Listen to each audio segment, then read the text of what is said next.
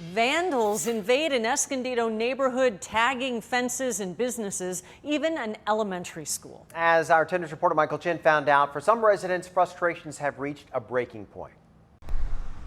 Just off Citrus in Escondido. Pretty quiet, pretty peaceful. A pretty neighborhood. Very well maintained, very well kept. Filled with color, both good. A negative mark. And not so good. City crews spent the day cleaning up a Saturday night tagging spree.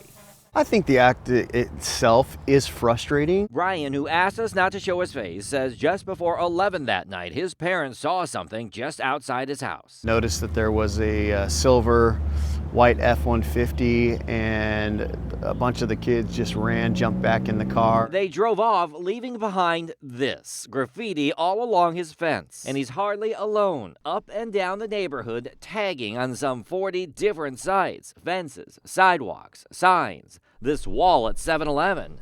Even the walls outside Glenview Elementary. Doesn't look good in the neighborhood. Ray Motos has lived in the area for 4 years. I take my grandkids walking or riding the bikes, and I don't like them to see all that stuff. The problem, he and his neighbors have seen a lot of it. This tagging is about 5 months old. Brian says he has now been hit 8 times in the past year and a half. Others tell us it's a similar story across the area. There was one arrest a while ago, but the incidents didn't slow down. It can damage the value of the community. And those who live here are fed up. You know, I know if I went to another neighborhood and seen something like that, I would kind of want to not go there. Michael Chen, 10 News.